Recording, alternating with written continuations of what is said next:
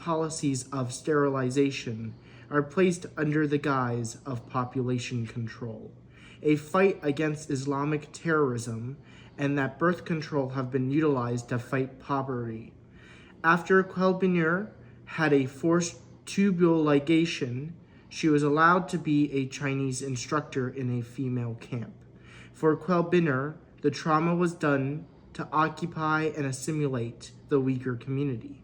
The Uyghurs are moderate Muslims seeking to practice their faith without persecution. The United Nations Committee on the Eliminations of Racial Discrimination, the CERD, described Xinjiang as a no-rights zone in China. Human Rights Watch has also claimed discrimination in Xinjiang. Xinjiang is subject to continuous surveillance, and Chinese government authorities use QR codes, biometric data, artificial intelligence, and spyware on cell phones to aid in their protocols. Uyghurs are also not allowed to communicate with people of the outside from their country. Many Uyghurs have been detained and sent to prison. Amnesty International has been able to interview escaped detainees who report that medical and biometric data were collected before being transferred to a camp. The Uyghurs are held in camp without any charge, and there are beatings, sleep deprivation, overcrowding, interrogation, and cruel and unusual torture. The detainees are deprived of food and water, held in solitary confinement, exposed to severe temperatures, and held in restraints. The legacy of this genocide is uncertain. The international response has been mixed, varied, and ineffective.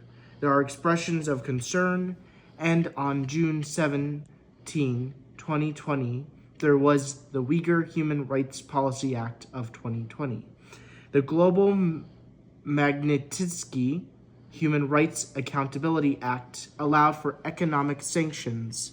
Standing up to China, however, is formidable from an economic perspective, and there are considerable costs. This requires a broader response from international organizations, non-government organizations, and free and independent media to continuously bring attention to the severities of these human rights violations. Reproductive violence as a tool of genocide. The Chinese government uses reproductive control to decrease the Uyghur population in a methodical and state-sanctioned manner. Chinese authorities have implemented policies limiting births among Uyghur women, including forced IUDs and forced induced abortions. These are often conducted without consent and justified as poverty alleviation measures. Chinese propaganda frames Uyghur fertility as a threat to national security. Rhetoric surrounding population control aligns with historical eugenics, reinforcing old tropes and racist ideologies. These policies fall under Article 2 of the Genocide Convention, which defines genocide as actions intended to prevent births within a group. Cultural and geographic erasure. Uyghur culture is being dismantled through symbolic, religious, and linguistic repression, alongside geographic renaming. Over 600 town and village names have been replaced with Mandarin alternatives to erase Islamic and Uyghur identities. Mosques have been demolished or repurposed, the Uyghur language banned in schools, and traditional practices outlawed. China's current efforts follow decades of forced assimilation, dating back to earlier Han expansion and population control campaigns. Economic exploitation and forced labor. Uyghur bodies are commodified through forced labor, supporting both domestic and international markets. Uyghurs detained in camps are assigned forced labor positions in textile and electronic factories, often under physical and psychological coercion. Companies such as Volkswagen have been linked to factories operating in Xinjiang. drawing criticism for failing to withdraw from regions known for forced labor, according to Human Rights Watch in 2024. Xinjiang's strategic economic value contributes to Beijing's motivation to maintain control through surveillance and labor exploitation.